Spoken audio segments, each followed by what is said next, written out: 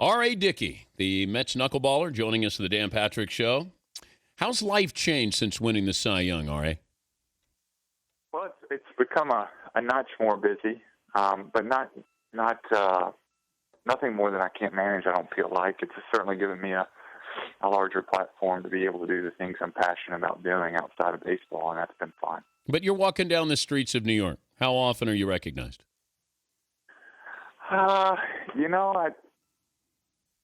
don't know if I'm probably, every few blocks, maybe somebody might come up and say hi or congratulations, but it's not overwhelming. How does your age become a positive for you when you win the Cy Young and looking for another contract here? The first thing I usually read is how old you are. Yeah, well, I think the thing that you have to kind of redefine is as a knuckleballer, some of your vintage years are late 30s, early 40s. A lot of the knuckleballers. In fact, Phil Niekro won over 135 games from ages 40 to 44. So, there's this expectation as a knuckleballer that you're going to be able to throw for a very long time. Now, if the other parts of your body hold up well, that should be the case because it's certainly less stress on your arm, and I think that's a big positive. Could you teach people how to throw the knuckleball?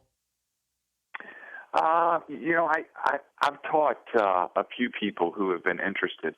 A couple of minor leaguers. Frank Viola's son was giving it a go, and so I worked with him some, and another couple of guys. But I'm happy to lend whatever knuckleball acumen I have to whoever wants to learn. That's how I learned. But how tough is it to master? I would never use the word master. I think the thing that you just try to do is be consistent with it. And if you can be consistent with the knuckleball, throwing it in the strike zone, you got a chance to be pretty good because it moves so sharply and in so many different directions that if you can just harness it within the strike zone, you got a shot at really being good. How angry do you make teammates when they play catch with you? Well, it depends on the teammate. Some guys really like it, and they, every teammate that I've had wants to show me their knuckleball, which is fun. So, who has the second best knuckleball on the Mets? I think that we have a big outfielder named Lucas Duda, and Lucas Duda's got a pretty good knuckleball. He's thrown it a few times. In fact, he threw me one in the outfield one day, and I missed it completely. I mean, he could do that if he wanted to. I think. But do you ever had that nightmare where you wake up and you can't throw it anymore? Well, yeah, sure. That nightmare actually, that came to fruition for me in 2008 when I was just starting my journey as a knuckleballer. And I remember waking up and thinking to myself, what's happened? I can't take spin off of it. And then I don't have those thoughts anymore because I've kind of built in the muscle memory and put in enough repetitions that, I don't really concern myself with it anymore. It's just there organically. But at the beginning of the process, it was tough. I would lose the feel for it sometimes. He's R.A. Dickey, Mets knuckleballer, joining us, Dan Patrick Show. Why R.A. and not Robert Allen? Or go with Robert? Well, I think that's just the name I've always gone by. People, as long as I can remember, even from being a little tot, people address me as R.A., so I just kind of grew up with that name.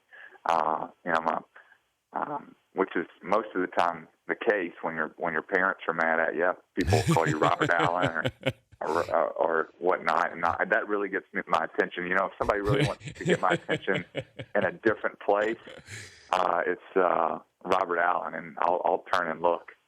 But if you're saying R.A. to me, in Pittsburgh or Philly or Cincinnati, I won't turn and look. But if you say Robert Allen, I'll usually snap my head around. Last time you threw a knuckleball and as you released it, you went, "Oh no."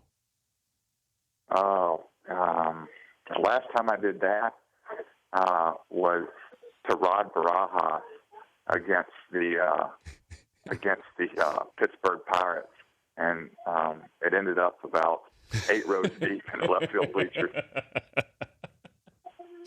Who's in the background there? You got a baby? Yeah. I've got a family of 4, and my little guy's at home today, and he's running around at my feet eating some Teddy Graham. So that's the life of a Cy Young Award winner. I mean, that's what I like. Looking at your value here, that the Mets can bring you back for $5 million. I know that you're looking at your market value and that window of opportunity here. What would you do if you were the Mets right now? Understand you just trying to be unbiased here. What do you think the Mets should do? It's hard for me to look through the lens. Just to be honest with you, Dan, it's hard for me to look through that lens because I'm so.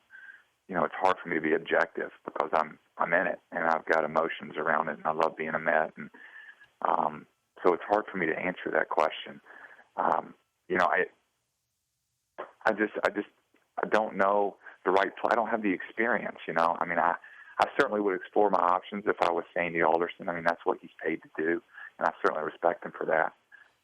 As far as being traded and trying to get the best value for me, I completely get that and think that is the prudent thing to do as a general manager. So, for me, it's not acrimonious. It's just the way it is right now.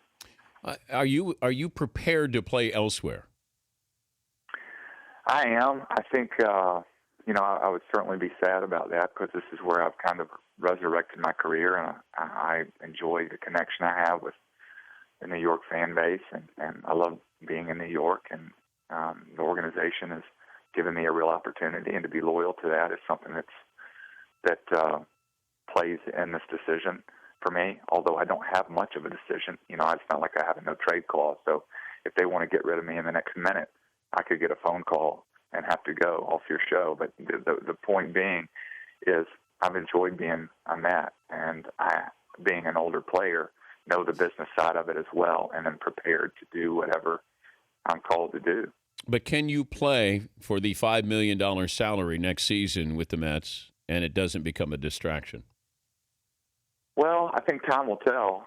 I anticipate it being a tough situation, sure, simply because I feel like I have a certain value that I bring, that I'm hoping to continue to bring. And when you go through contract talks, you try not to take it personal, and I'm doing my best. That's tough not to do, man. It's tough, as you well know, and it's being an older guy helps me, but at the same time, this is the first kind of lucrative contract that I've been a part of, so I don't really have a gauge on what to do as far as reactionary. But I just try to be. Go ahead. Sorry. Are you capable of asking for a trade? Is it in you to say, look, if we can't come up with a deal, would you please trade me?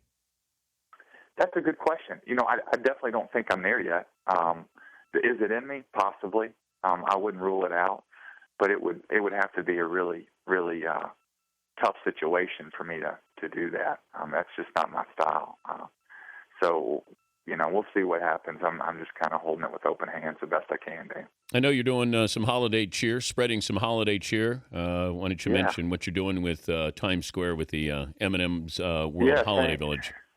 Just getting a chance to go to their Times Square store and open up the Holiday Village, their grand opening, and being a part of the M&M family is just fantastic. And they're as far as spreading holiday cheer, I don't know if anybody does it better than the M&M guys. It was fun to be a part of that.